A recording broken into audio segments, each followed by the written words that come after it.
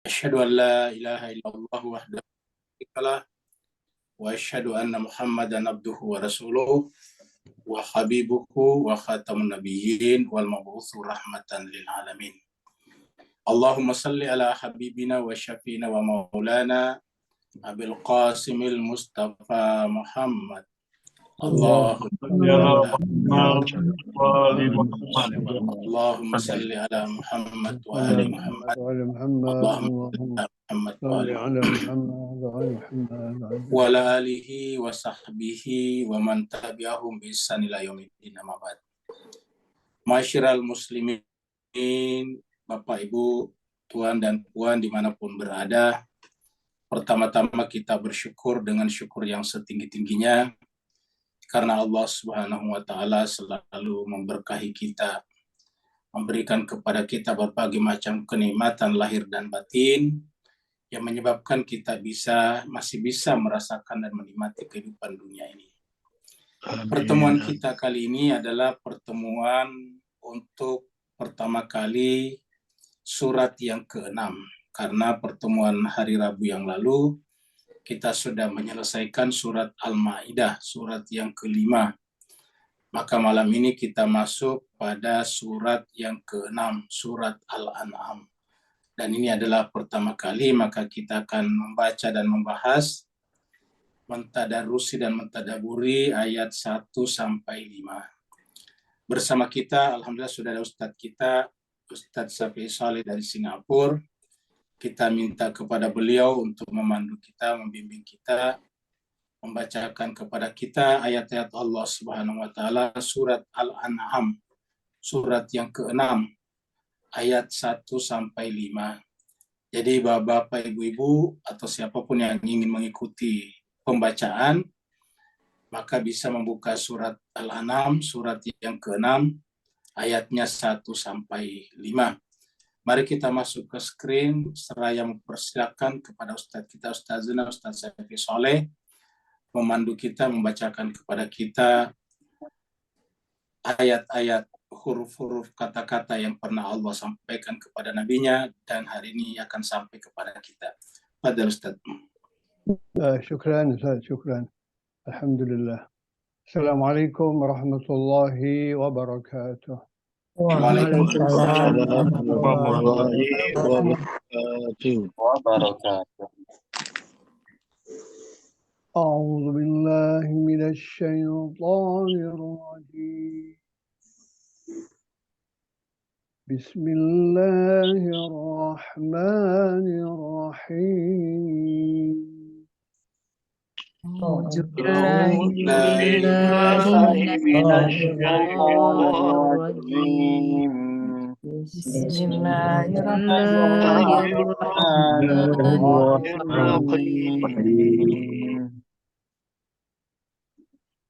Alhamdulillahilladzi khalaqas samawati wal ardh. Alhamdulillahilladzi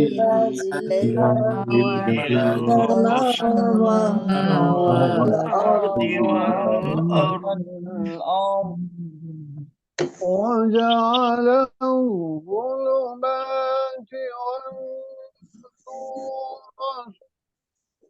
الذين كفروا بربهم يعدلون ثم الذين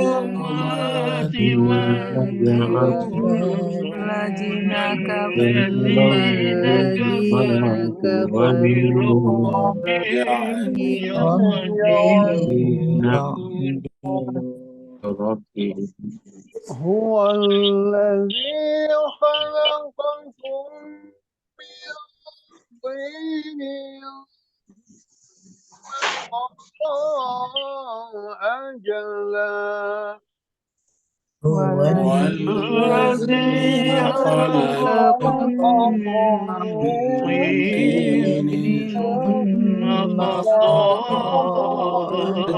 أجلا وأجل مسمى عنده ثم أنتم تمترون وأجل مسمى عنده ثم أنتم تمترون وهو الله السماوات وفي الأرض يعلم سركم وهو الله في السماوات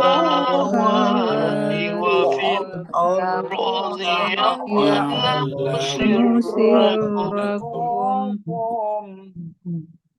يعلم سركم وجهركم ويعلم ما تكسبون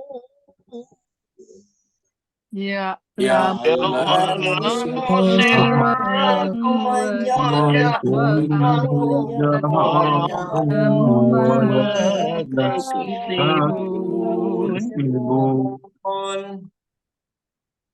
وما تأتيهم من آية من آيات ربهم إلا كانوا عنها معرضين وما تأتيهم من آية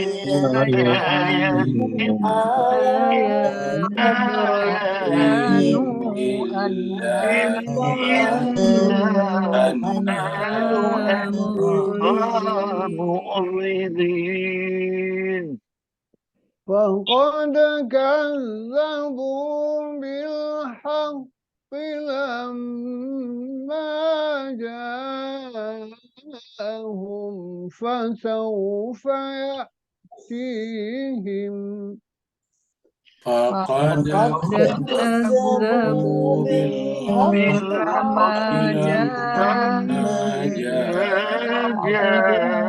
سوف يأتيهم فسوف يأتيهم أنباء ما كانوا به يستهزئون فسوف يأتيهم أنباء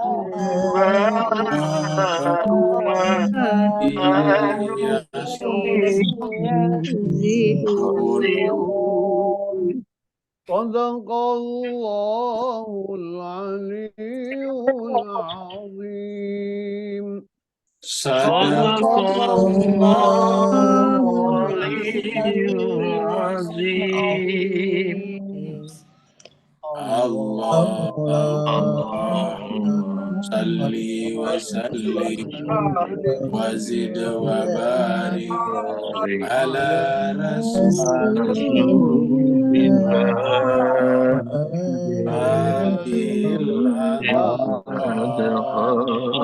على رسول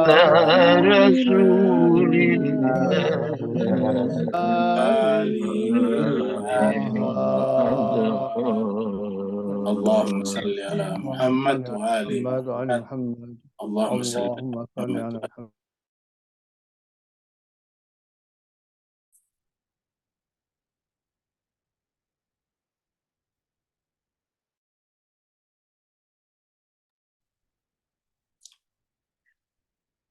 Bapak Ibu semuanya, kita mengaturkan terima kasih syukran katsira kepada Ustazina Ustaz Syafi'i Saleh yang tadi memandu kita, membacakan kepada kita ayat-ayat Allah Subhanahu wa taala surat Al-An'am ayat 1 sampai 5.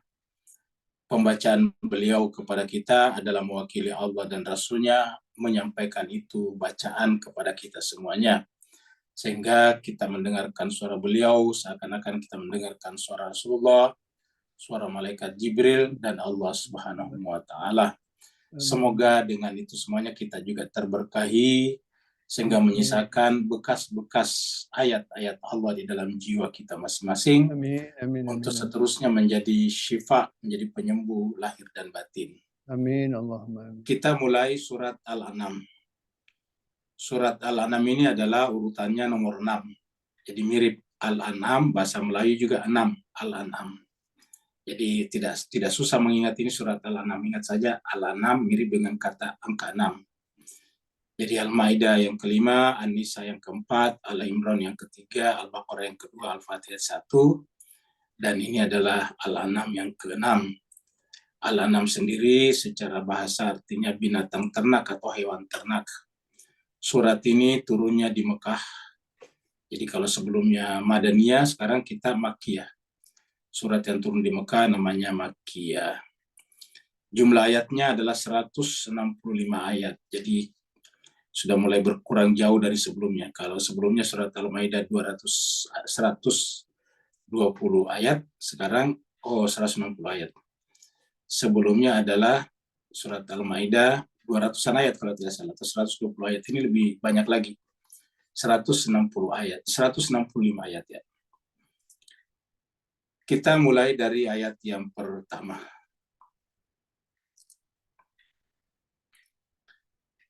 Ini surat Al-An'am adalah hewan ternak, tetapi isinya nanti adalah menyangkut masalah tauhid. Lalu kenapa diberi judul surat Al-An'am, surat yang berbicara tentang hewan ternak? Nah, kita lihat nantinya. Allah SWT berfirman, A'udzubillahi minasyaitonirrajim, Bismillahirrahmanirrahim. Jadi sama juga dimulai dengan basmalah.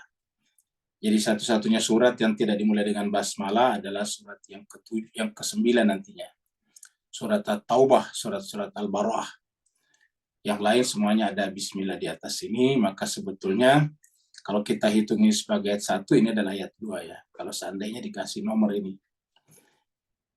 Jadi ayat 1-nya adalah Alhamdulillah. Ya, jadi Alhamdulillah, kata-kata Alhamdulillah ini adalah bukan hanya di surat ini. Kita tahu bahwa surat yang ayat pertamanya Alhamdulillah itu ada 5. Kalau kita sholat itu kan wajib membaca Al-Fatihah. Al-Fatihah itu terkadang oleh para ahli disebut dia surat Alhamdulillah. Jadi surat Al-Fatihah itu disebut surat Alhamdulillah karena setelah Bismillahirrahmanirrahim Alhamdulillah. Ya. Cuma kalau di Al-Fatihah Bismillahnya kan ada angka 1 di sini. Ya. Jadi sama. Jadi kalau Al-Fatihah di sini 1, di sini juga 1, maka ini adalah setelahnya adalah Alhamdulillah. Jadi setelah basmalah, setelah ucapan Bismillahirrahmanirrahim, lalu ayatnya adalah Alhamdulillah. Ya, dan ini ada 5 ayat. Seperti mana kalau kita salat, itu kan 5 kali sehari semalam. 5 jenis salat. Zuhur, asar, maghrib, isya, dan subuh. Itu wajib. Dan setiap salat itu harus dibaca Al-Fatihah atau Alhamdulillah. Ya. Jadi Alhamdulillah itu adalah sama dengan jumlah surat Alhamdulillah dalam Al-Quran, sama dengan jumlah salat 5 waktu kita. Nah, kita lihat di sini dalam Al-Quran ada 5. Apa aja yang 5 itu? Nah, kita lihat. Yang pertama tentu Al-Fatihah. Yang pertama adalah Al-Fatihah. Jadi kita lihat di sini. Ya. Jadi yang pertama adalah Al-Fatihah. Yang kedua tadi ini adalah surat Al-An'am ini. Ya, yang kedua. Terus yang ketiga surat Al-Kahfi. Al-Kahfi juga. Ya, jadi Al-Kahfi juga dimulai dengan Bismillahirrahmanirrahim. Alhamdulillah. Ya, jadi Alhamdulillah. Alhamdulillahilladzi anzala ala abdihil kitaba walam yajallahu aywaja. Ini adalah Al-Kahfi. Kemudian yang kedua adalah surat Sabah ini. Ya. Surat Sabah ini adalah surat yang ke-34. Juga setelah Bismillah ini dimulai juga dengan Alhamdulillah. Alhamdulillahilladzi lahu ma fis samawati wa fil ard walahul hamdu fil akhirah wa huwal hakimul khabir. Jadi ini adalah surat Saba. Ya. Kemudian yang terakhir, yang kelima adalah surat Fatir ini. Ya. Surat Fatir ini surat yang ke-35. Ya. Dimulai juga setelah Bismillah di sini adalah Alhamdulillahi fatiris samawati wal ardi ja'ilil malaikati rusula uli ajnihatin mathna wa thulatha wa ruba yazidu fil khalqi ma yasha innallaha ala kulli syai'in qadir. Jadi ini adalah yang kelima. Jadi totalnya yang pertama tadi Al-Fatihah, Bismillahirrahmanirrahim, Alhamdulillahirrabbilalamin. Terus kemudian yang kedua adalah tadi Al-An'am ini, Bismillahirrahmanirrahim, Alhamdulillahilladzi khalaqas samawati wal ard. Terus kemudian yang ketiga surat Al-Kahfi, ini dia Kahfi. Bismillahirrahmanirrahim, Alhamdulillahilladzi anzala ala abdihil kitaba wa lam yaj'al lahu iwaja. Kemudian yang keempat ini surat Saba, ya. Bismillahirrahmanirrahim, ini Alhamdulillahilladzi lahu ma fis samawati wa fil ard. Terus yang terakhir surat Fatir, surat yang ke-35. Bismillahirrahmanirrahim, ini sama. Alhamdulillahi fatiris samawati wal ard ja'ilil malaikati rusulah, dan seterusnya. Jadi ada 5. Jadi kita ulangi lagi, surat yang dimulai dengan Alhamdulillah di dalam Al-Quran ada 5. Yang pertama surat Al-Fatihah, yang kedua adalah surat Al-An'am, yang ketiga surat Al-Kahfi, yang keempat surat Saba, yang kelima surat Fatir. Al-Fatihah surat 1, Al-An'am surat yang ke-6, Al-Kahfi surat yang ke-18, Saba surat yang ke-34, Fatir yang ke-35. Jadi surat 1, surat 6, surat 17, surat 18, surat 34, dan surat 35. Jadi 5 surat. Jadi ingat, ada 5 surat yang dimulai dengan Alhamdulillah. Ya, jadi Alhamdulillah. Segala puji bagi Allah, dan kita sudah sampaikan bahwa Alhamdulillah ini, kata hamdu ini adalah pertautan erat antara 3 komponen, yaitu Hamid, Ahmad, dan Muhammad. Ya. Jadi kita lihat dulu surat Kahfi ini. Ya. Allah berfirman, Alhamdulillahilladzi anzala ala abdihi. Segala puji bagi Allah yang telah menurunkan kepada hambanya Alkitab. Jadi yang dipujikan di sini, yang dihamdkan di sini adalah Alkitab. Segala puji bagi Allah yang anzala telah menurunkan ala abdihi Alkitab. Jadi salah satu dari 5 hamdu itu adalah kitab suci. Jadi kesyukuran kita diantara yang terbesar adalah kitab suci. Kalau surat Al-Kahfi ini. Ya, jadi kitab suci ini luar biasa. Kenapa? Karena tidak ada kitab suci kita tersesat. Kitab suci ini adalah bagaikan cahaya. Kita sudah sampaikan bahwa secara lahiriah ada mata dan harus ada cahaya. Kalau tidak ada mata kepala, ya tidak bisa melihat walaupun cahaya ada. Sebaliknya, walaupun mata kepala ada tapi cahaya tidak ada, tidak bisa melihat juga. Batin juga begitu, harus ada mata batin. Mata batin kita adalah akal, dan cahayanya adalah kitab suci. Kalau ada kitab suci tapi tidak menggunakan akal sehat, tidak menggunakan mata, ya sama juga tidak akan bisa bermanfaat itu cahaya. Atau ada mata batin kita akal tapi tidak menggunakan kitab suci, sama dengan ada mata kepala tapi tidak ada cahaya. Nah, maka dikatakan pujian terbesar kita di surat Al-Kahfi adalah karena Allah menurunkan kepada kita Alkitab. Dan Alkitab ini adalah lurus. Lam yaj'al lahu iwaja. Tidak ada bengkok, tidak ada keraguan, tidak ada bias, tidak ada distorsi, tidak ada cacat di dalamnya. Dalam surat Al-Baqarah dikatakan, "Dzalikal kitab la raiba." Ya, raiba itu tidak ada keraguan. Kalau sini tidak ada iwaj, tidak ada bengkoknya. Kalau ada ragu ya bisa terjadi bengkok di sana, bisa terjadi deviasi di sana. Nah, tidak mungkin bengkok karena tidak ada tempat di mana kita bisa ragu. Kalau ada keraguan kita itu bukan dari kitab suci tapi dari kita, bukan dari kitab suci. Jadi kalau ada mengatakan Al-Quran itu adalah multi tafsir, itu yang berkata begitu ya orangnya. Kalau Al-Quran multitafsir ya tidak bisa jadi petunjuk, karena kan agama harus satu. Islam ini cuma satu. Ya.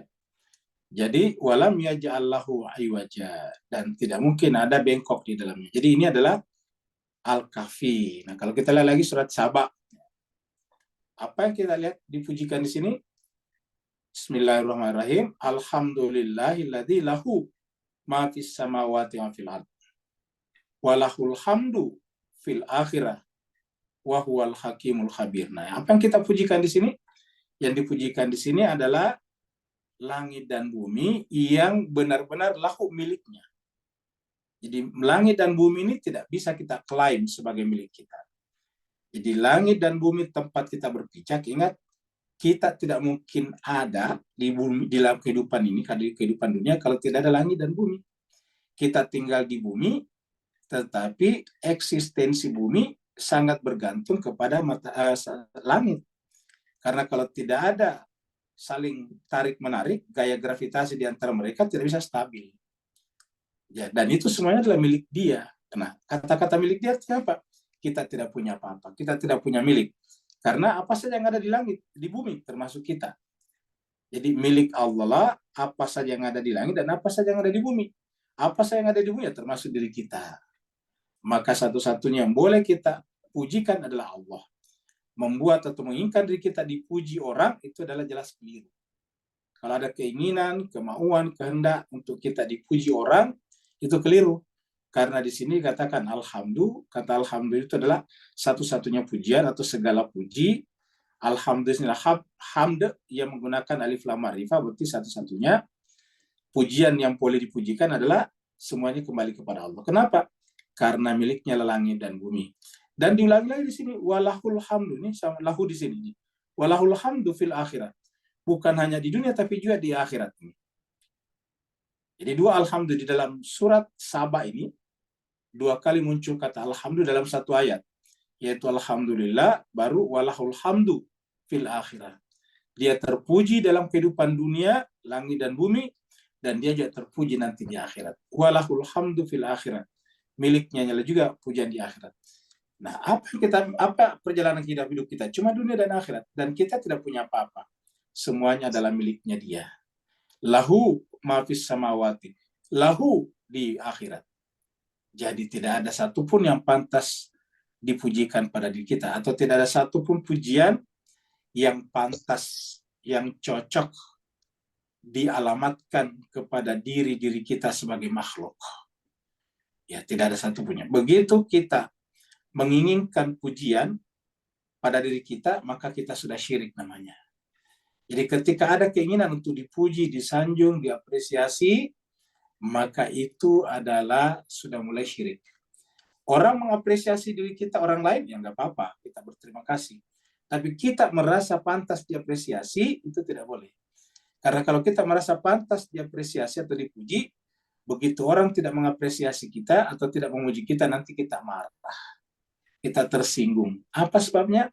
Karena kita merasa pantas dipuji. Nah, sebetulnya tidak ada satupun pujian yang pantas ditujukan, dialamatkan, dipredikatkan kepada diri kita, karena baik di langit, di bumi, ataupun di akhirat, semuanya adalah alhamdulillah ini, alhamdulillah. Kita tidak ada sama sekali. Wa huwal hakimul khabir. Jadi dua kita lihat di sini, Al-Kahfi tadi adalah kitab suci, kalau di sini adalah ketidakberdayaan kita. Kita ini adalah tidak punya apa-apa. Semua yang ada di langit, di bumi, dan di akhirat, semuanya adalah miliknya dia, lahu, milik Allah. Yang terakhir adalah surat Fatir. Surat Fatir.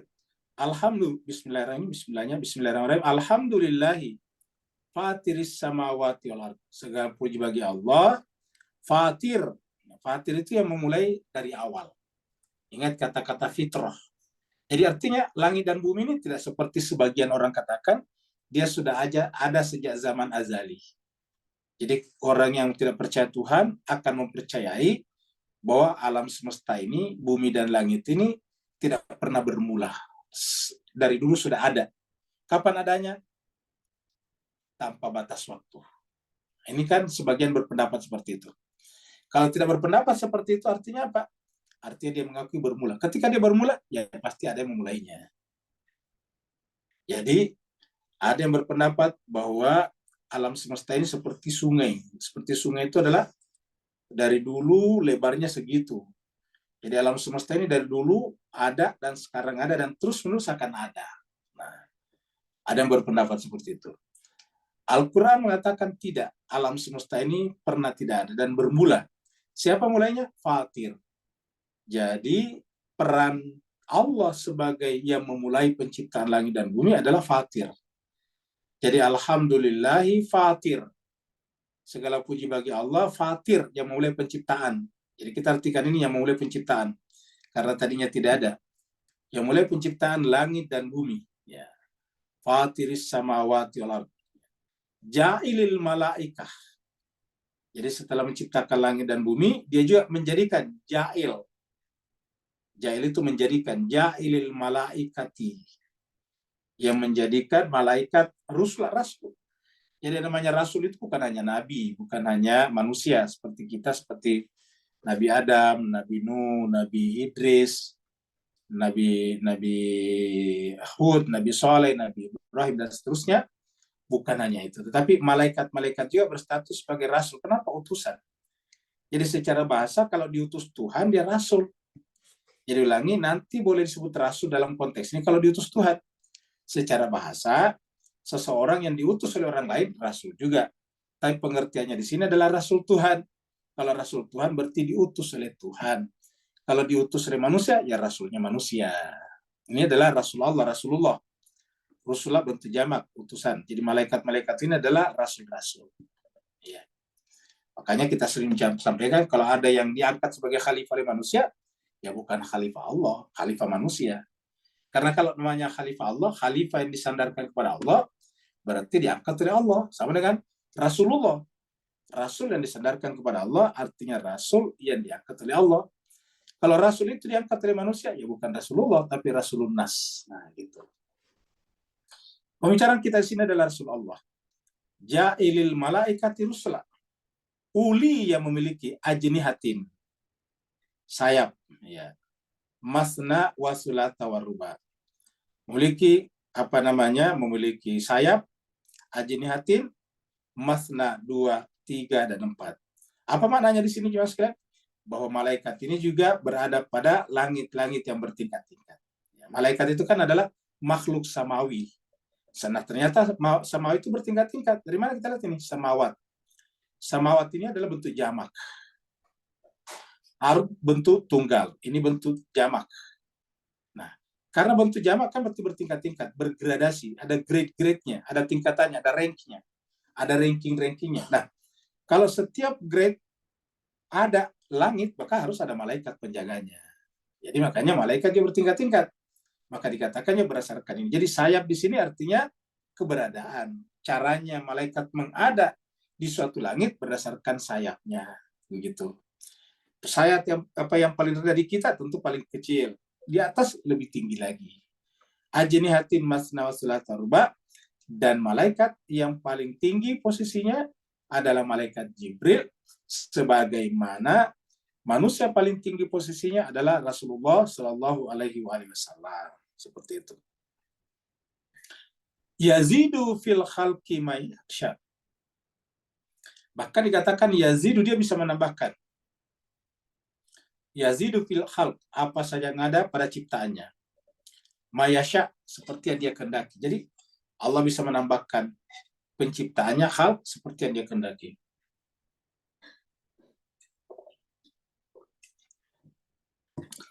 Dan berdasarkan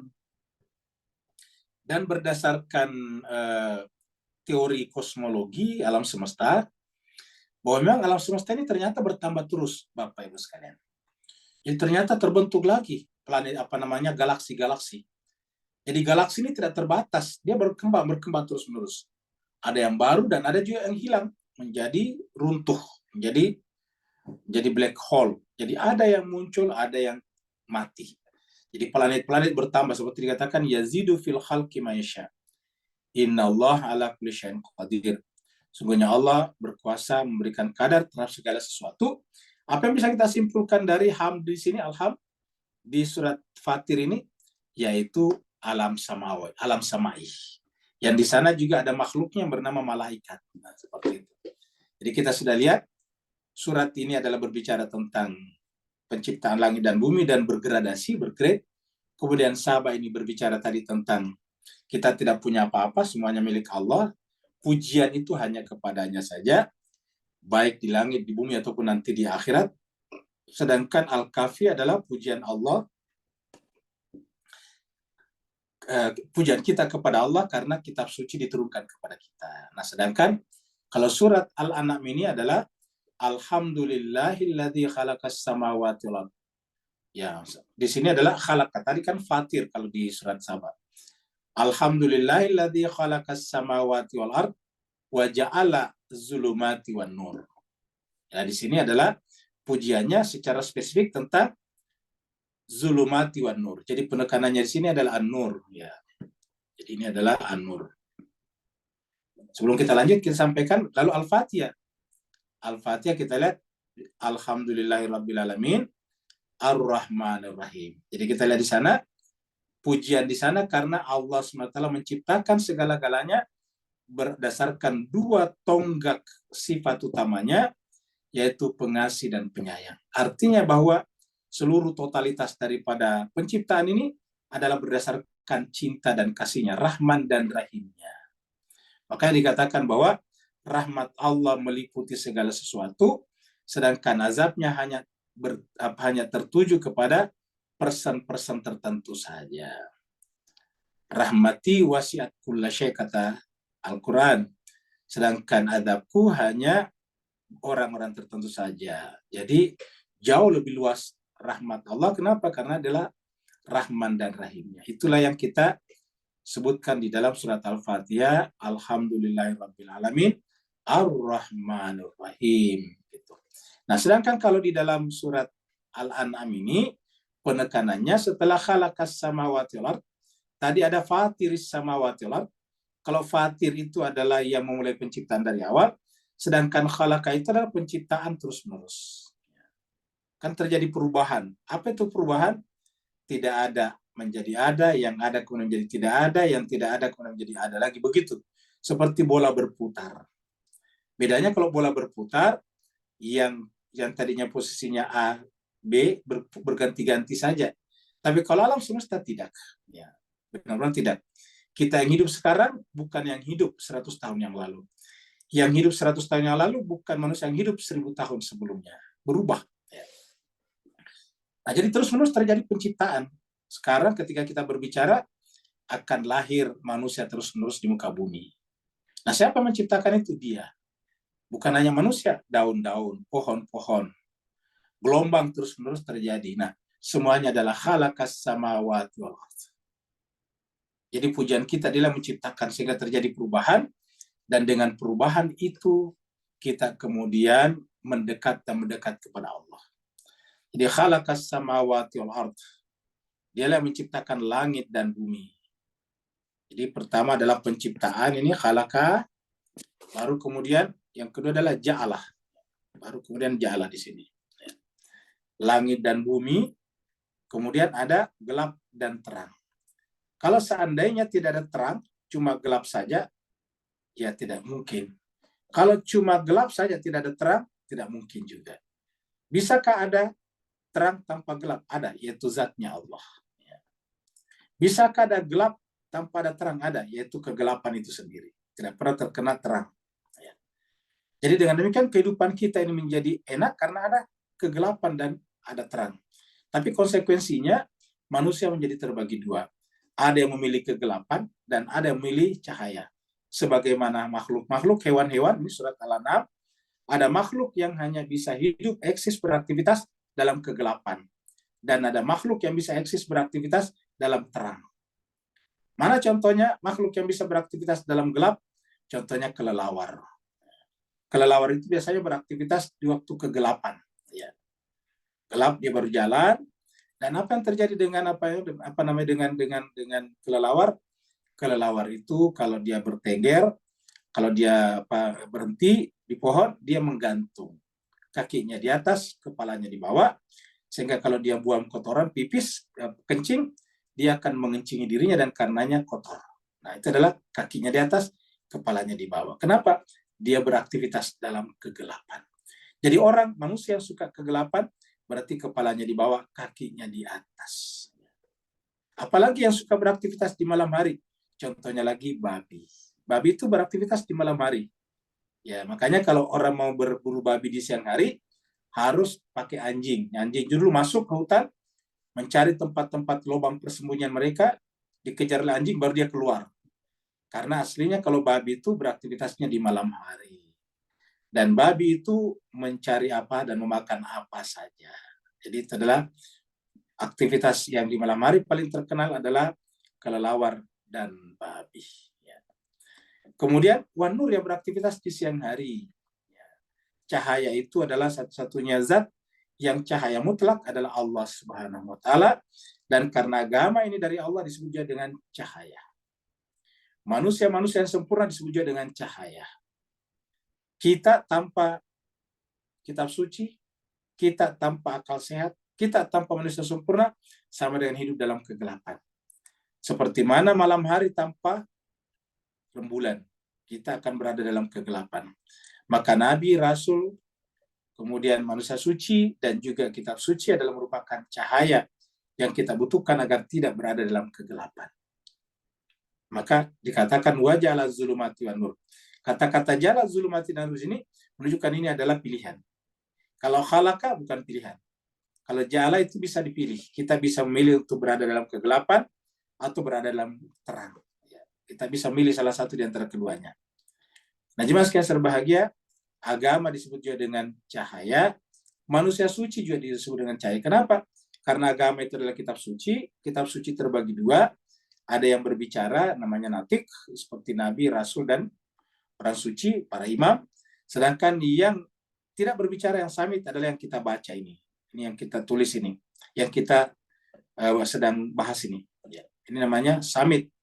Nah, jelas sekalian baik yang samit ataupun yang natik, sama-sama adalah cahaya. Maka ketika Allah mengatakan, yuriduna liyutfi'u nurallah, mereka ingin memadamkan cahaya Allah, artinya apa? Mereka memadamkan dua-duanya, yaitu kitab suci yang natik dan kitab suci yang samit.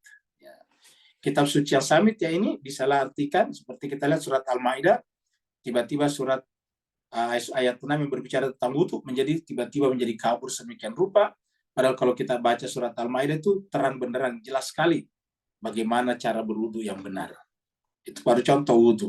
Ya. Begitu juga dengan manusia sucinya, bahkan dibunuh setiap saat. Ya. Jadi apa sebabnya?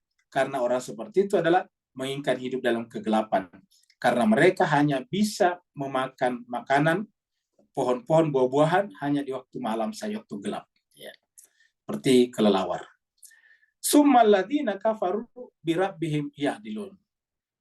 Kemudian orang-orang kafaru, siapa kafaru di sini? Kafaru di sini adalah orang-orang yang menolak, menutup diri terhadap apa? Terhadap cahaya.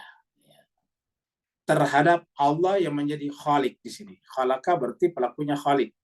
Kalau fatara pelakunya fatir tadi. Sama-sama Allah. Allah adalah khalik dan Allah adalah fatir. Allah disebut fatir karena dia memulai. Allah disebut khalik karena dia terus-menerus menciptakan. Jadi khalaka dan fatara. Nah, summa ladzina kafaru, kafaru ini adalah kata kerja, fi'il. Jadi kafaru di sini bukan orang, bukan individu, bukan person. Tetapi kafaru di sini adalah kata kerja, fi'il. Yaitu orang-orang yang menutup hatinya, menghijabi hatinya. Terhadap apa? Terhadap kebenaran yang dipancarkan oleh Allah yang menciptakan langit dan bumi. Jadi kafarah, mengcover, menutup. Siapa saja yang menutup hatinya. Tidak bisa kita katakan orang non-Islam. Jadi siapa saja yang menutup hatinya terhadap kebenaran, maka disebut dengan alladzina kafaru. Nah, kenapa mereka menutup hatinya terhadap kebenaran, terhadap cahaya? Birabbihim. Dia menutup hatinya terhadap Tuhannya dengan cara apa? Ya'dilun. Apa itu ya'dilun? Ya'dilun ini dari kata adal, atau asal kata dengan adal. Jadi kita artikan dia menolak keadilan Tuhan. Berarti dia keberatan atas Tuhan. Jadi kata-kata kafaru itu sebetulnya secara bahasa bisa diartikan nuraninya tahu kalau ada Tuhan. Akal sehatnya tahu kalau ada Tuhan. Tetapi dia menolaknya. Ya'dilun itu keberatan. Keberatan atas keterlibatan Tuhan dalam kehidupan ini. Namanya ya'dilun. Kata-kata adil itu ya'dilun itu menuntut keadilan. Ataukah dia menganggap Tuhan itu tidak adil. Nah, ternyata para filosof terbagi dua juga yang menentang Tuhan. Ada yang menentang Tuhan karena memang tidak percaya Tuhan. Ada yang menentang Tuhan tapi percaya Tuhan. Tapi Tuhan tidak aktif. Jadi ada yang mengatakan bahwa Tuhan itu ada, tetapi dia tidak terlibat lagi dalam kehidupan kita.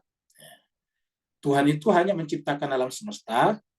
Setelah Allah menciptakan alam semesta, lalu kemudian dia melimpahkan. Dia mendelegasikan kekuasaannya kepada manusia. Jadi begitu. Setelah itu, Tuhan tidak terlibat lagi. Nah, kan berarti sama dengan menolak Tuhan juga. Pendapat inilah yang mengatakan agama tidak perlu masuk dalam wilayah publik. Agama tidak perlu masuk dalam wilayah umum, lewat wilayah komunitas. Di mana agama hanya urusan pribadi saja. Jadi seperti itu. Jadi kaum sekuler juga seperti itu. Nah, ada yang mengatakan Tuhan pernah ada, menciptakan alam semesta, tapi setelah itu tidak aktif lagi, karena lamanya tidak aktif, Tuhan sekarang sudah mati. Kurang lebih seperti itulah pendapat sebagian filosof. Jadi kata sudah mati di sini, sudah pasif, tidak aktif lagi. Ya. Tidak akan pernah aktif lagi. Jadi sampai kapanpun dunia ini akan tetap ada dan urusannya dikembalikan kepada manusia. Manusia adalah makhluk yang Superman, ya seperti itu. Nah, inilah jemaah sekalian menjelaskan tentang manusia. Jadi dari gelap dan terang, lalu kemudian manusia menutup hati yang terang, menyebabkan penolakan kepada Tuhan terjadi dengan perspektif yang bermacam-macam. Ada yang menolak Tuhan mutlak, tidak ada Tuhan. Ada yang menolak Tuhan pernah ada tapi kemudian tidak aktif lagi. Ada yang menolak Tuhan, memang Tuhan ada tetapi tidak mau terlibat dalam kehidupan kita. Dia sudah mendelegasikan itu kepada kita manusia. Ya seperti itu. Jadi ini adalah surat Al-An'am ayat 1.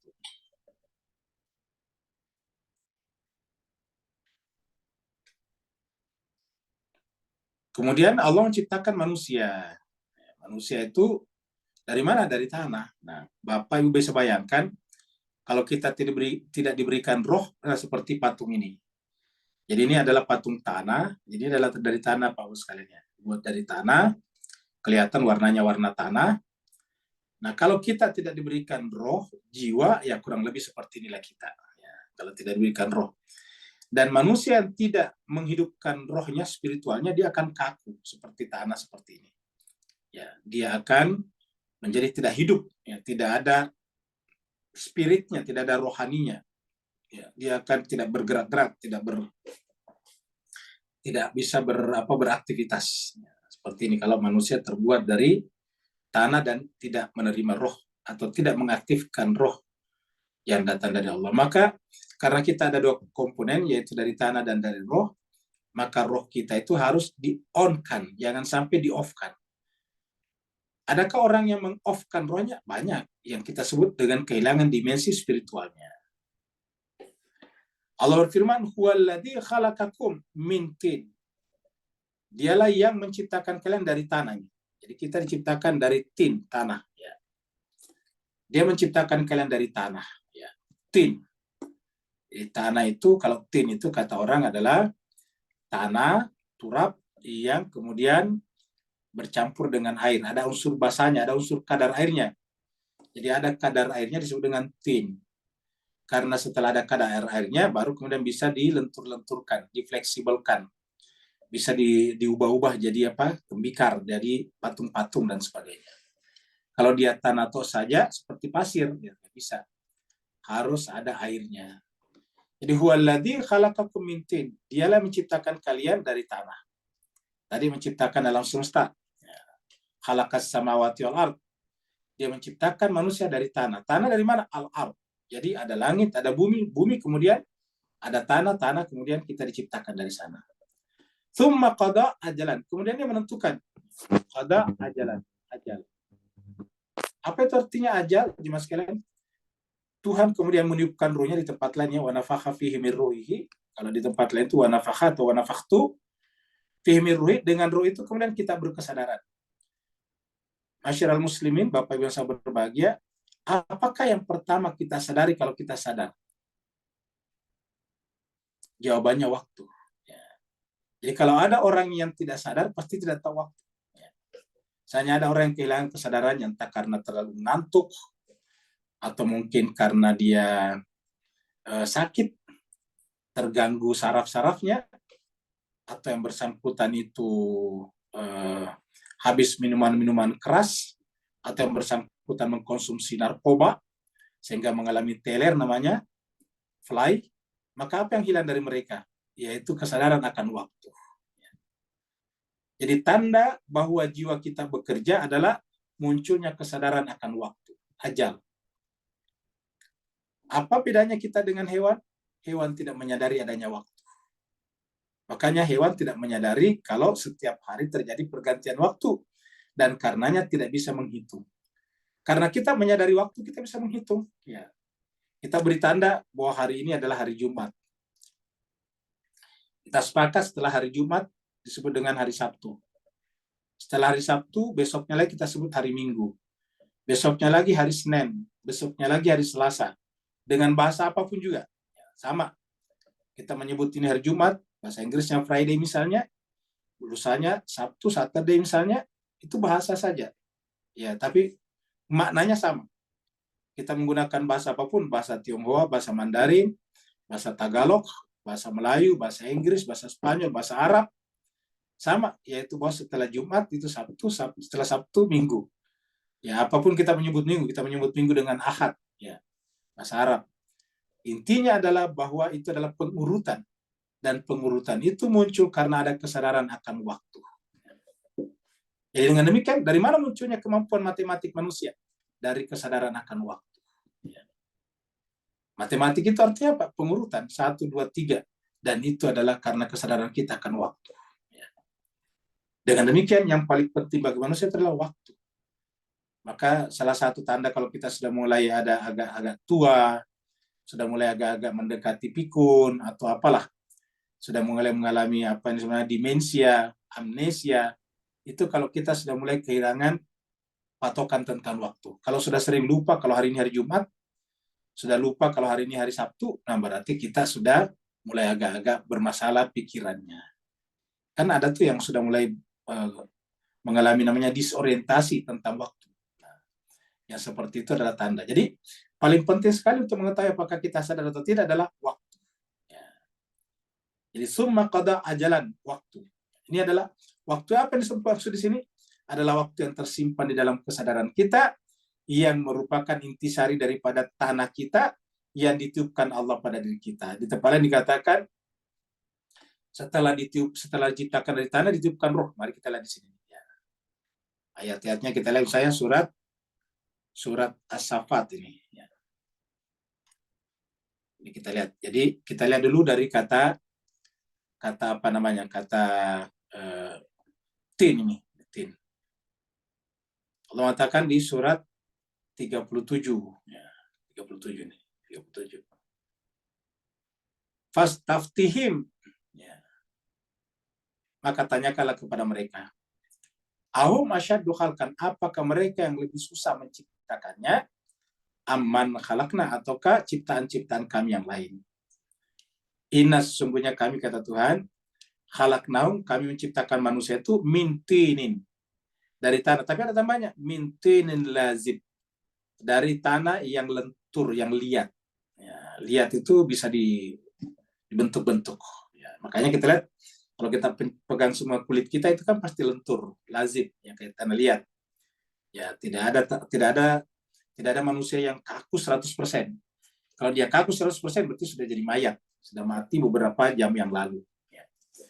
Jadi khalaqnahum min tin lazib, dari tanah yang liat, ya, lazib, tanah yang lentur.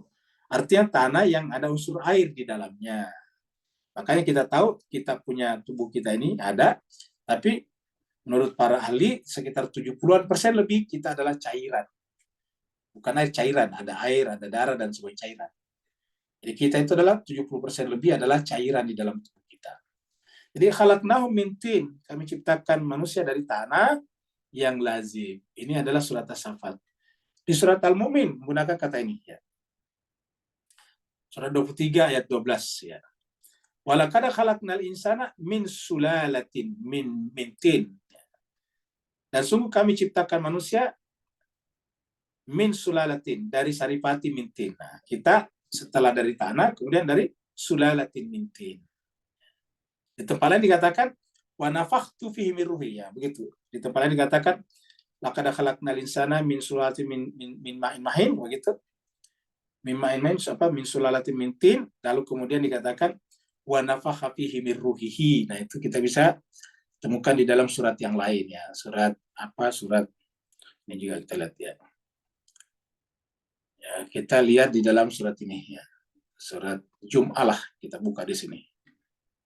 Surat 62. Surat Sajadah maksud saya ya. Surat 32 bukan 62. Nah, kita lihat di sini. Ayatnya 9. Kita mulai dari sini. Mirip tadi. Alladzi ahsana kulla, ini mulai dari ayat 7. Surat Sajadah. Surat sujud. Alladzi ahsana kulla syai'in. Dialah yang ahsan, yang terbaik caranya menciptakan sesuatu. Kulla syai', menciptakan segala sesuatu. Wa bada'a, dan dia memulai khalqal insani, penciptaan manusia mintin. Wa bada'a khalqal insani mintin. Dia mulai menciptakan manusia dari tanah. Summa, kemudian ja'ala naslahu, ini mirip tadi, dia menjadikan naslahu keturunannya min sulalatin. Nah, kalau di sini tadi kan ya wa ja'ala mana tadi? Menciptakan di ayat sebelumnya tadi nih. Ya, kita lihat di sini. Nah, ini tadi kita lihat surat Al-Mu'min ini. Min sulalatin min tin. Ini sulalatin min tin. Saripati dari tanah. Kalau di sini adalah saripati ini. Min sulalatin min mahin, dari air yang hina. Sama saja. Suma, kemudian sawahu, dia menyempurnakan penciptaannya. Wa nafakha, lalu dia meniupkan fihi, padanya, min ini mirrohihi, dari ruhnya. Jadi minnya barulah ruh, jadi dari ruhnya, dari spiritnya.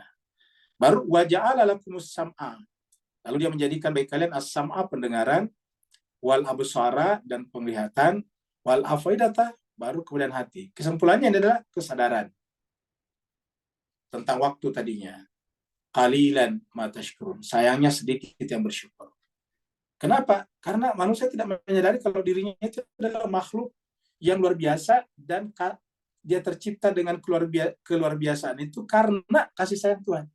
Tapi mereka kok tiba-tiba tidak menghargai Tuhan. Mereka hanya menghargai dirinya sendiri, bagaimana caranya hidup, cari makan, cari minum, tapi melupakan Tuhannya. Kalau Tuhan ingat, hanya ala kadarnya saja. Nah, seperti ini. Nanti di bawahnya ini disebutkan tingkatan-tingkatan, perubahan-perubahan, nutfatan, dan seterusnya. Jadi, huwallazi khalaqakum min tinin tsumma qada ajalan wa ajalun musamman inda. Lalu kemudian ada juga ajal. Jadi ada dua ajal di sini. Ini adalah ajal pertama, ini adalah ajal kedua. Kalau tadi kita sampaikan dengan kesadaran akan waktu, lalu apa ini? Yaitu waktu secara objektif, perubahan. Karena waktu itu kan adalah unit terhadap perubahan. Perubahan-perubahan itu dihitung berdasarkan hitungan yang disebut dengan waktu. Tadi berubah. Ajalun musamma indah. Jadi ada perubahan yang ada di sisinya. Ketika Allah menciptakan langit dan bumi, dari awal itu langsung berubah. Nah, perubahan itu melahirkan gerak. Gerak itu melahirkan penghitungan. Wa ajalun musamman indahu. Nah, dalam kaitan inilah lalu kemudian kita ada ajal umur 10 tahun, 20 tahun, 30 tahun, dan pada akhirnya di ujungnya nanti umur kita ada kematian. Jadi di ujung umur kita, apa artinya di ujung umur? Ketika waktu kita sudah habis, sudah ajal yang ditentukan sudah habis, maka selesailah tugas kita di dunia, maka kesadaran akan waktu duniawi juga menjadi hilang. Ya. Summa antum tamtarun, tetapi sayangnya banyak manusia yang ragu. Kemudian dia kok tiba-tiba ragu. Ragu tentang apa? Ya, ternyata diciptakan dari tanah. Karena ragu akan penciptanya, dia menganggap dirinya hebat, maka lahirlah kesombongan, keangkuhan. Seperti yang kita lihat di Timur Tengah, Israel membunuh orang setiap saat. Sejak zaman dahulu ada kelompok-kelompok, ada kerajaan-kerajaan,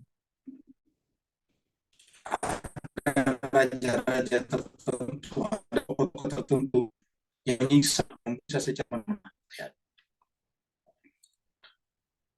Bukan hanya disebutkan dalam Al-Quran seperti Fir'aun, Namrud, tetapi juga di sepanjang sejarah selalu ada orang-orang yang membantai pihak lain.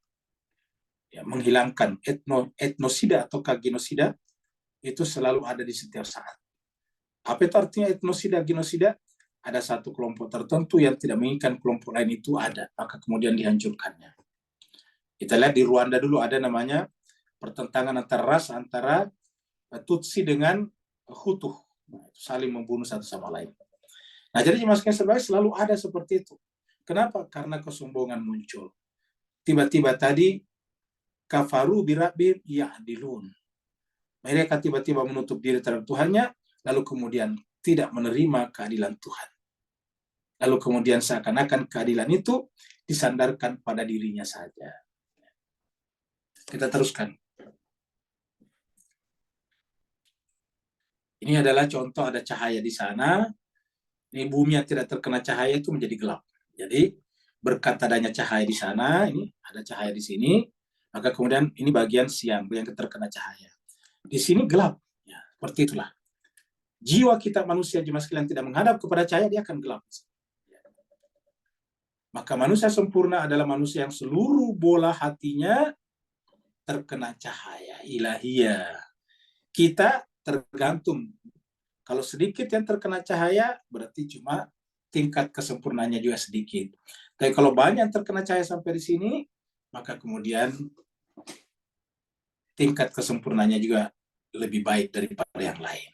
Nah, ini adalah pentingnya cahaya.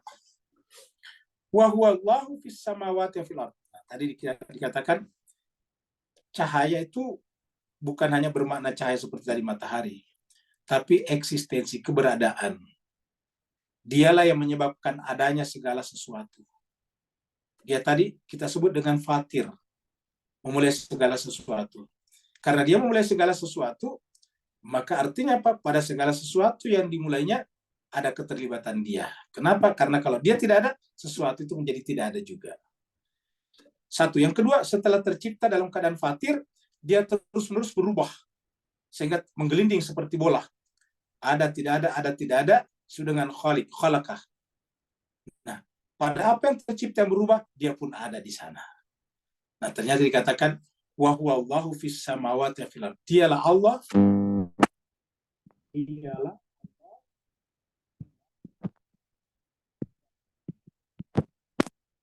Dia Allah di langit dan di bumi. Bukan hanya Allah di langit, tapi dia juga Allah di bumi. Artinya apa? Dialah sumber segala sesuatu di langit, dia sumber segala sesuatu di bumi. Karenanya apapun, dimanapun, dia berabdi atau mengabdi kepadanya. Ya, Allah. Alhamdulillahi Rabbil Alamin. Itu tadi. Karena permulaan surat ini tadi adalah Alhamdulillah. Wa huwallahu fis samawati wa fil ardh. Dialah yang ada di langit dan di dalam bumi. Siapa? Allah. Dan Allah itu langit di langit dan di bumi, dia bukan hanya mengetahui yang bersifat fisik, tapi juga yang bersifat non-fisik. Ya'lamu sirrakum. Dia mengetahui sir.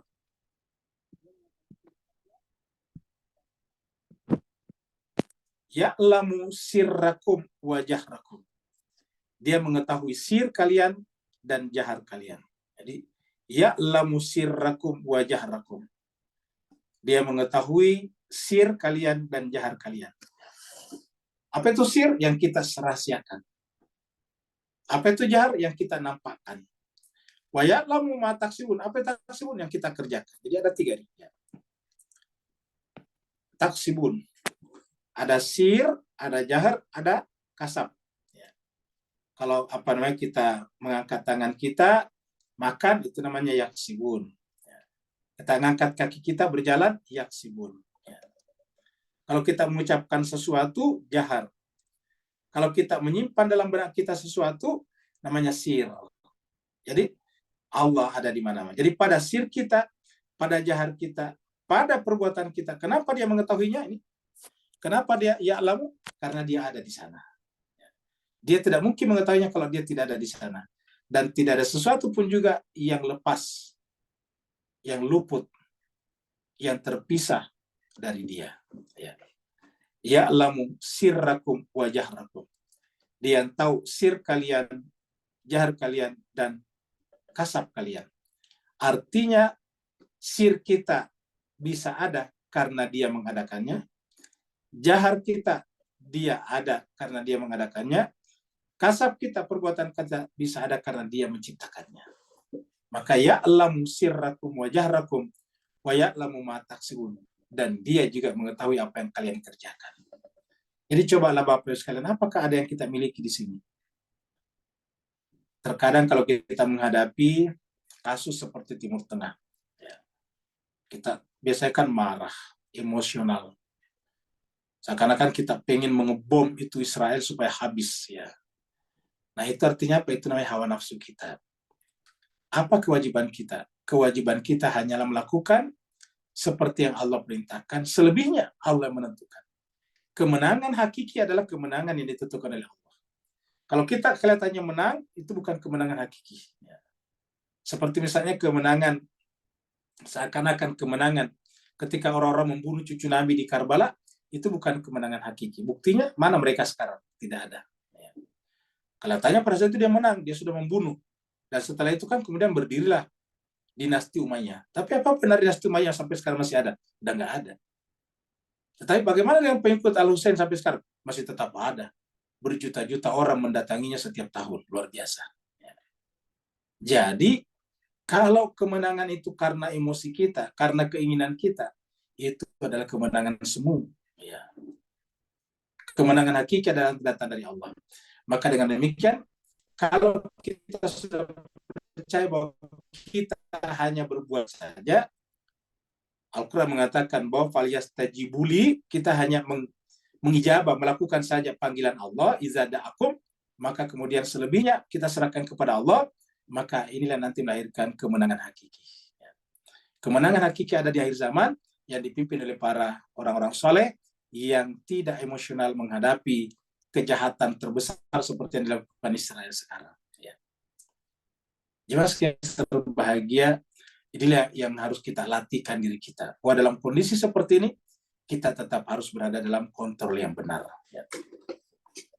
Ini jemaah sekalian berbahagia, beberapa kali Allah menggunakan kata-kata dalam Al-Quran. Coba kita lihat di sini. Surat At-Taubah, ayat 78. Taubah surat 9. Alam ya'lamu, apakah mereka tidak mengetahui? Anallah, sungguhnya Allah, ya'lamu, mengetahui. Sirrahum, sir mereka, rahasia mereka. Ingat, kalau kita punya sir, ada lagi sir di balik sir kita. Namanya sirrul asrar. Jadi, kok kenapa disebut dengan sir? Ya, karena kita sendiri tidak mengetahui sebetulnya. Tapi ada, kita rasakan. Kita semuanya menyadari kita punya jiwa, kan? Tapi tidak ada di antara kita yang pernah melihat jiwanya. Ya. Jadi, ya'lamu sirrahum wa najwahum. Allah tahu sir kita dan yang kita ungkapkan, yang kita ucapkan, yang kita bisikkan malah. Kata-kata dibisikkan itu artinya kata-kata yang paling kecil karena hanya bisa didengarkan oleh kupingnya orang. Dan kupingnya orang itu lebih dekat dari mulut kita daripada mulut kita ke kuping kita. Itu namanya berbisik.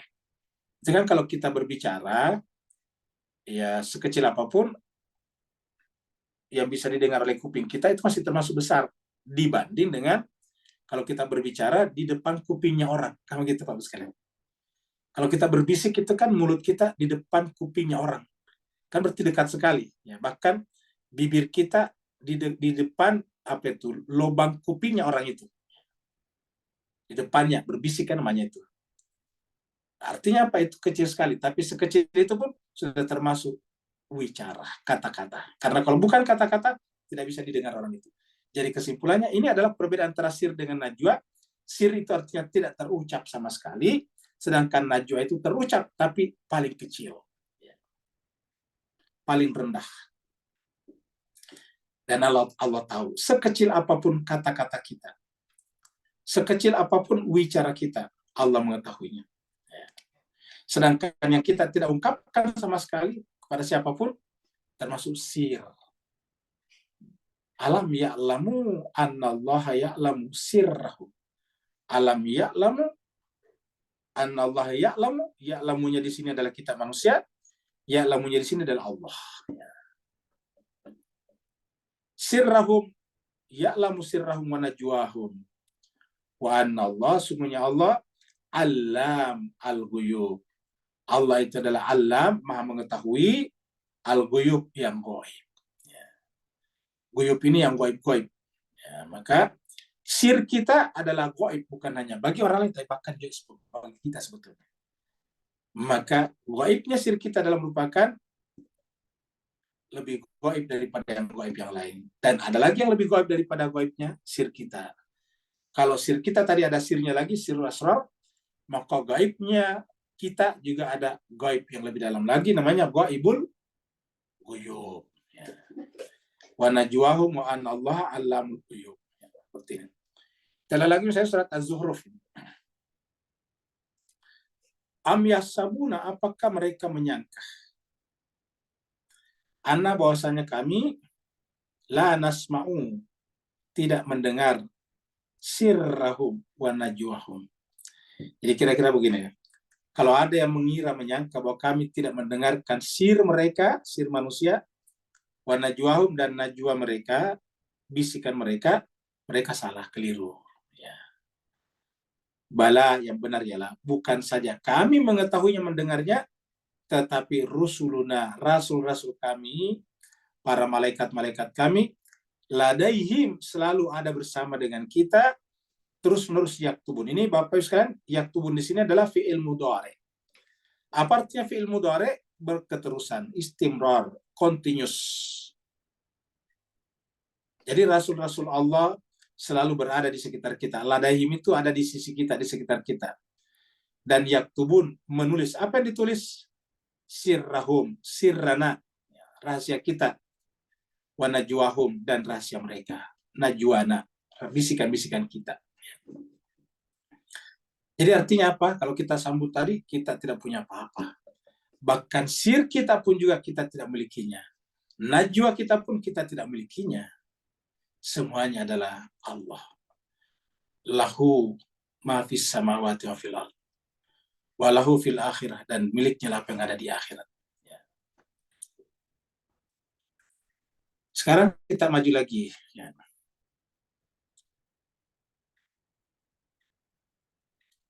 Nah, tetapi sayangnya kitab suci yang datang dari Allah, baik kitab suci terdahulu seperti Taurat dan Injil, seperti yang dibuka Bapak ini, terus-menerus ditolak isinya, bahkan diganti dengan yang sejalan dengan hawa nafsunya. Yang tidak sejalan dengan hawa nafsu ditolak, ya. Wa ma ta'tihim min ayatin min ayati rabbihim. Tiadalah datang kepada mereka min ayatin, di antara satu atau dari satu ayat. Min ayatin, di antara ayat-ayat Tuhan mereka. Satu ayat di sini bisa bermakna satu ayat Al-Quran seperti Bismillahirrahmanirrahim satu ayat, Alhamdulillahirrahmanirrahim satu ayat, Ar-Rahmanir-Rahim satu ayat. Bisa juga bermakna satu mukjizat. Satu mukjizat. Tiadalah datang kepada mereka satu mukjizat di antara mukjizat-mukjizat yang Allah turunkan kepada Rasulnya. Tiadalah datang kepada mereka satu ayat di antara ayat-ayat yang Allah berikan kepada Rasulnya dalam kitab suci, illa kecuali kanu mereka anha, terhadap ayat-ayat itu, muridun, mereka berpaling. Ya, jadi penyebabnya manusia bermasalah karena berpaling daripada ayat-ayat ini. berpaling di antara ayat-ayat ini. Mu'rid itu berpaling. Sebenarnya kalau misalnya ada orang di sini, kita mau belok ke sana ya atau ke sini, lihat berpaling. Jadi min ayati rabbim, dia berpaling dari ayat-ayat Allah. Kalau Bapak Ibu sekalian rajin membaca surat Yasin, pasti ingat kalau ayat ini juga ada di surat Yasin. Ya. Di surat Yasin persis sama dengan ini. Ya. Jadi ayat yang persis sama dengan ini ada dua. Ini satu di surat Al-An'am ayat 4, satunya lagi di surat Yasin ayat 46. Ya, ini surat Yasin 46. Mari kita lihat surat Yasin 46. Ya. Ini surat Yasin ini, Yasin. Ayatnya 46 ini. Ya. Ini sama. Wa ma ta'tihim min ayati rabbihim illa kanu anha muridin. Ya. Jadi tiadalah datang kepada mereka satu ayat di antara ayat-ayat Tuhannya kecuali kanu mereka anha, mereka muridin. Ya. Muridin. Sama persis, tidak ada bedanya. Jadi ini adalah double ayatnya. Ini adalah persis sama. Wa ma ta'tihim juga sama ini. Wa ma ta'tihim min ayati rabbihim illa kanu anha muridin. Ini sama persis, tidak ada bedanya. Muridin juga. Ya. Nah, apa artinya jemaah sekalian? Pengulangan ayat ini menunjukkan bahwa manusia bermasalah itu karena menolak ayat Tuhan. Mujizat kan sudah tidak ada. Mujizat Nabi Musa, mujizat Nabi Nuh, mujizat Nabi Saleh dengan ontanya, mujizat Nabi Lut dengan lemparan batu dari langit sudah tidak ada. Sekarang mujizat yang tersisa di kita hanya dua, yaitu sumur Zam-Zam dan kitab suci Al-Quran yang ada sekarang.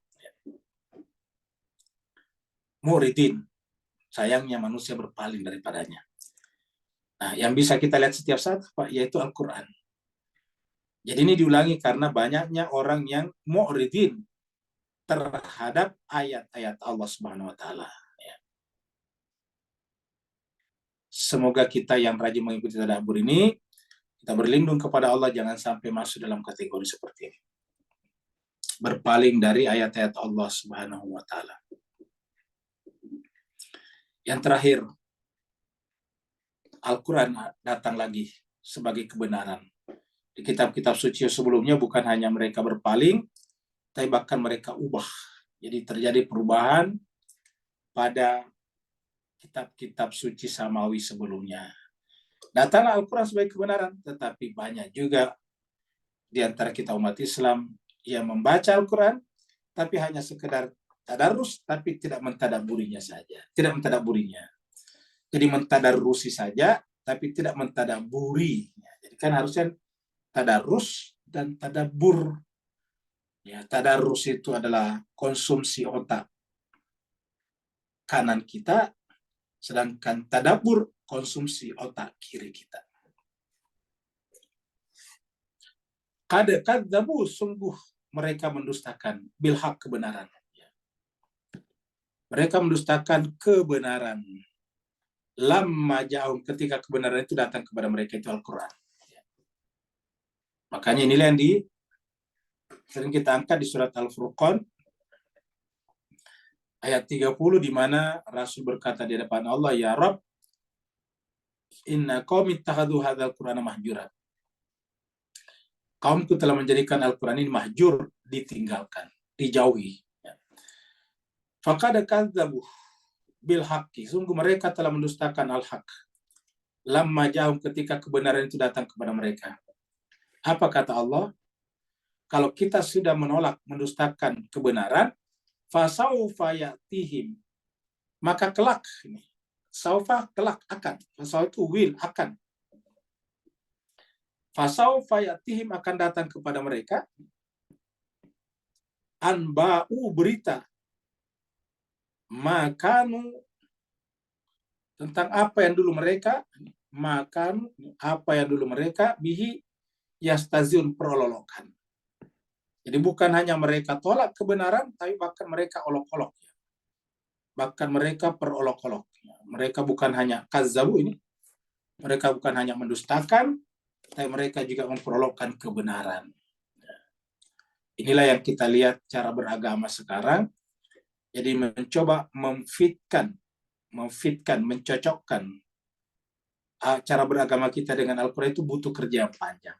Kenapa? Karena kita harus membaca Al-Quran, baru kemudian mencocokkan apakah perbuatan, perkataan, dan amalan-amalan keagamaan kita selama ini sudah cocok dengan Al-Quran. Setelah itu, apakah amalan-amalan sehari-hari kita yang kita lakukan sudah cocok dengan Al-Quran. Dengan demikian, Al-Quranlah yang merupakan parameter untuk difitkan dengannya perbuatan dan perkataan kita. Kalau kita tidak melakukan itu, tapi membaca Al-Quran, maka cenderung Allah mengatakan ini disebut dengan yastazun. Hanya memperolok-olokkan saja Al-Quran. Inilah menyebabkan Islam kemudian menimbulkan banyak masalah di tengah-tengah masyarakat, karena mereka merasa menjalankan agama, padahal sebetulnya mereka bertentangan dengan agama, yaitu Al-Quran. Sebagai cerita terakhir, ya, seseorang menceritakan bahwa beliau ini adalah musafir dari tempatnya sangat jauh, bepergian dengan sangat jauh di bulan Ramadan, dan karenanya dia tidak berpuasa. Dan ketika di kota yang didatanginya itu mencari warung, itu susahnya tidak ketulungan. Begitu dia ada tirainya di luar, dan itu pun juga hanya boleh dibawa, tidak boleh dimakan di situ. Diyakinkan, boleh nggak saya makan di sini? Si ibu penjual, tidak boleh Pak. Kalau Bapak saya ketahuan, saya nanti disuruh tutup. Saya nanti bahkan bisa di demo dan sebagainya. Coba bayangkan takutnya. Bapak itu yang menunjukkan KTP-nya, Pak, saya ini pendatang, ini KTP saya. Saya nggak mau di mana, saya bepergian. Pokoknya tidak bisa Pak, Bapak ambil saja pergi. Akhirnya Bapak itu cari yang lain. Begitu juga. Tidak boleh Pak, ini harus dibawa pergi. Nah, setelah dibeli, terus pertanyaannya di mana saya makan? Kan pasti ketahuan orang. Iya. Akhirnya kata dia membeli makanan itu baru cari di sebuah gedung yang paling belakang yang bergerak menuju ke arah toilet. Bayangkan. Baru dia bisa ngumpet di sana, bisa makan. Apakah ini agama, Mas? Kenapa agama persulit seperti ini? Ya. Tiba-tiba kok orang dilarang makan di bulan Ramadan. Padahal Al-Quran sendiri membolehkan orang makan di bulan Ramadan. Luar biasa. Ulangi lagi, tiba-tiba ada masyarakat kita yang melarang orang makan di bulan Ramadan. Sementara Al-Quran membolehkan makan di bulan Ramadan. Al-Quran mengatakan siapa di antara kalian yang sakit atau musafir, ya, dan termasuk wanita-wanita yang menstruasi juga tidak boleh berpuasa. Kan artinya membolehkan makan di siang hari bulan Ramadan. Tapi kok kenapa tiba-tiba ada larangan makan di siang hari bulan Ramadan? Dari mana asalnya ini? Nah, ini pasti bukan dari Al-Quran. Dan ini benar-benar menyusahkan orang. Ya. Tiba-tiba orang berpuasa harus dihormati. Harusnya orang berpuasa lah yang menghormati orang lain. Kenapa? Karena berpuasa statusnya lebih tinggi imannya. Dia bukan hanya beriman, tapi bertakwa. Ya. Seperti mana orang tua dengan anak-anak, masa iya anak-anak balita menghormati orang tua? Yang benar aja. Yang benar adalah orang tua lah yang harus menghormati, memuliakan anak-anak. Ya, kalau anak-anak nakal, ya wajarlah. Anak-anak nangis, ya wajarlah. Tapi kalau bapak menangis merondong, ya tidak wajar. Nakal, mengacak-acak toplesnya orang, ya salah. Ya. Nah, begitulah kira-kira.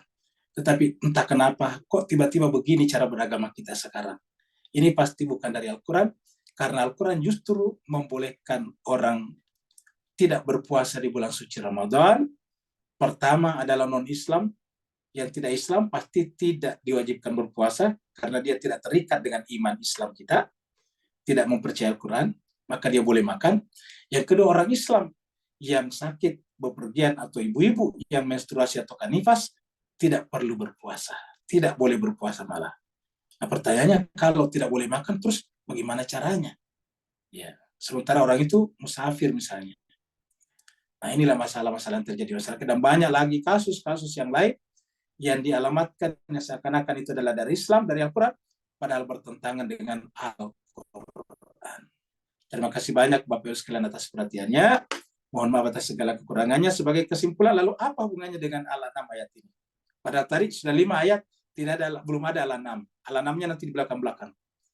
Yaitu bahwa apabila manusia terjauh daripada kitab suci, istilahnya tadi di sebelumnya adalah, ya, sebelumnya tadi disebut dengan apa tadi? Dengan mu'ridin ini tadi. Kalau dia mu'ridin berpaling, maka dia akan hidup seperti hewan ternak. Ulaika kal an'am balhum adal. Siapa yang berpaling daripada kitab suci, berpaling daripada agama, maka dia akan seperti hewan ternak, balhum adal. Maka di dalam Al-Quran ada banyak sekali ayat yang mengatakan kal an'am, atau kurang lebih seperti itu bunyinya. Mereka seperti hewan ternak, bahkan lebih sesat lagi. Terima kasih banyak atas perhatian Bapak Ibu sekalian. Mohon maaf atas segala kekurangan. Kalau benar dari Allah, kalau ada kekurangan dan kehilafannya, dari kehilafan Al-Fakir sendiri, mohon ditinggalkan. Yang mau bertanya, dipersilakan dengan segala hormat.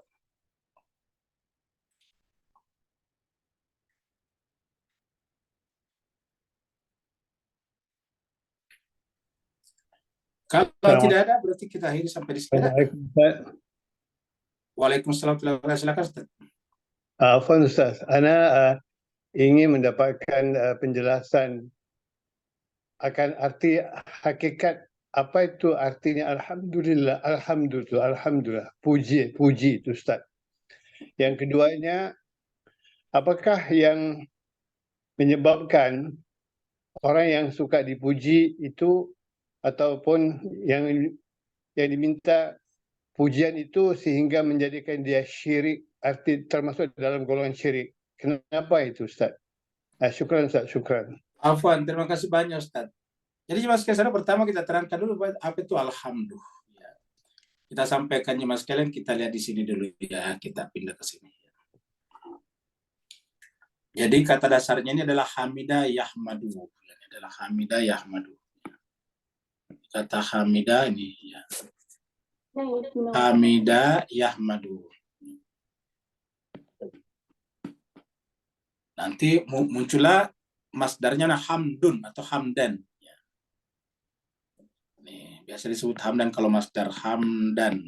Ya. Hamidah yahmadu hamdan atau hamdun.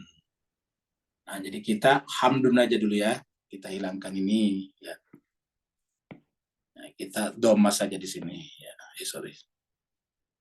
Kita di sini.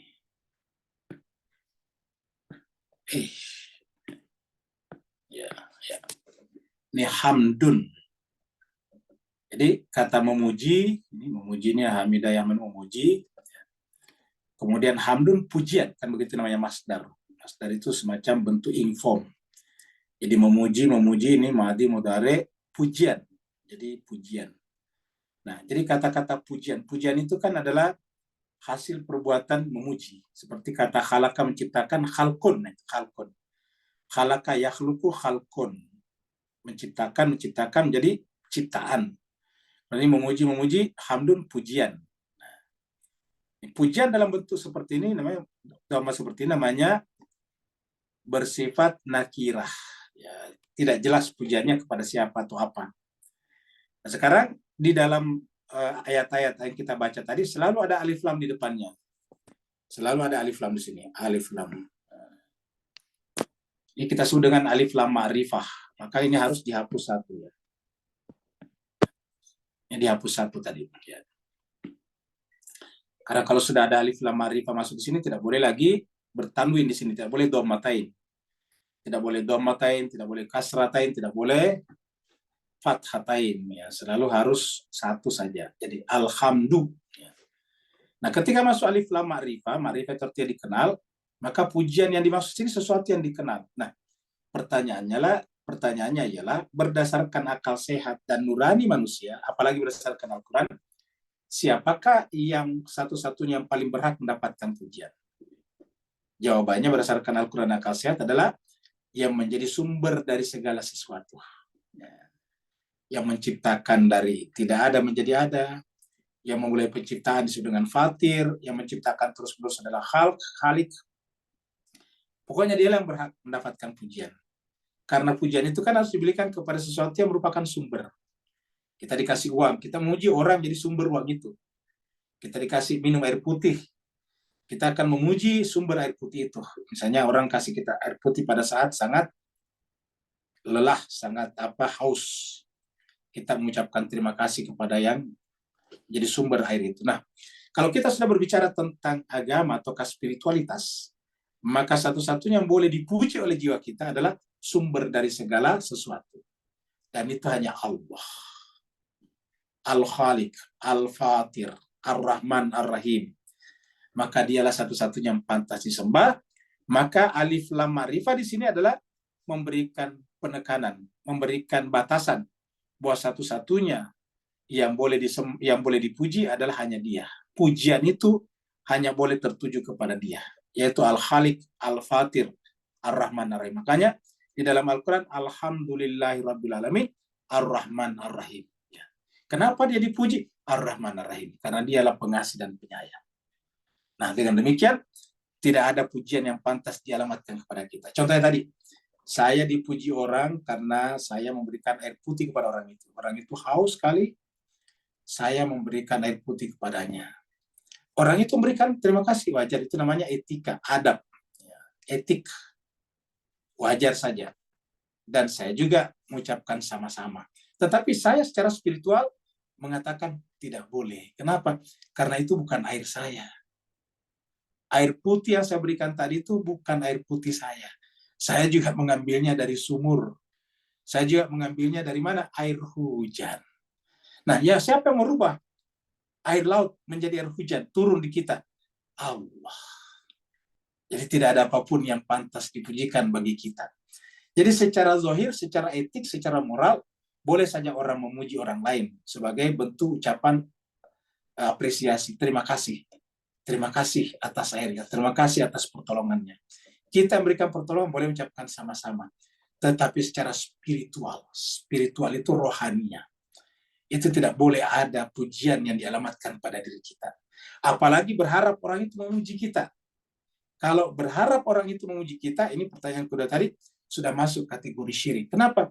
Karena kita sudah mengklaim bahwa sumber air putih itu adalah dari diri kita. Sumber dari sesuatu yang kita berikan itu dari diri kita. Ya. Kalau kita nelayan, kita merasa pantas dipuji karena kita telah mengambil ikan dari laut, baru memberikan kepada tetangga. Tetangga tidak mengucapkan terima kasih, kita marah, kita tersinggung, kita baper.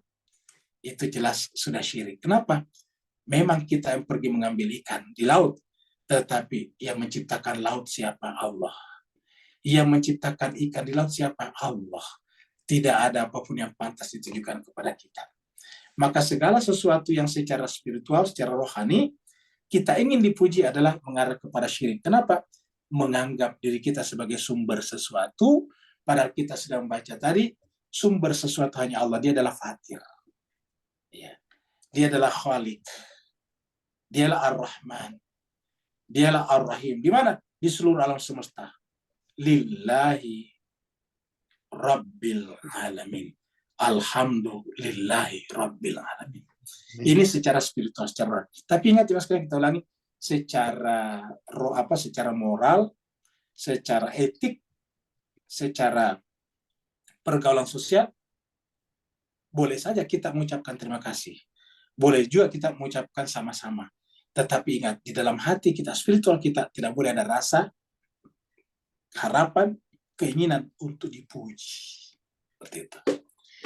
Terima kasih banyak Pak Miskin atas perhatiannya. Mohon maaf atas segala kekurangan. Afwan Ustaz Naya. Kita akhiri sampai di sini. Insya Allah kita jumpa lagi pada pertemuan yang akan datang.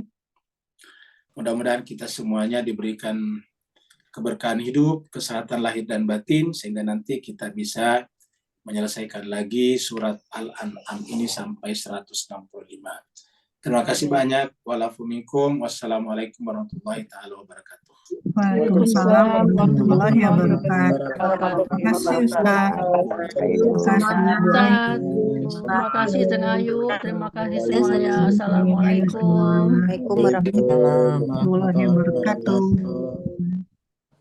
Assalamualaikum ya Ustaz, syukran. Waalaikumsalam warahmatullahi wabarakatuh. Ayahanda afwan. Selamat beristirahat Ayahanda. Sama-sama Pak Kamal. Terima kasih Bu Ayu. Salam semua. Sama-sama Pak Aswandi. Terima kasih Pak Ustaz. Assalamualaikum. Afwan. Ya, Waalaikumsalam Ustaz. Sudah. Terima kasih Ustaz. Assalamualaikum. Sama-sama. Terima kasih Ustaz. Sama-sama Bapak Ibu Pak Rum yang lain, saya juga duluan ya. Sehat-sehat Pak Ustaz. Terima kasih banyak Pak Saniman, sampai berjumpa besok ya. Iya, terima kasih. Amin Ustaz. Makasih. Assalamualaikum. Waalaikumsalam Pak Indra, sama-sama. Salam cuan. Ya, makasih Ustaz. Makasih.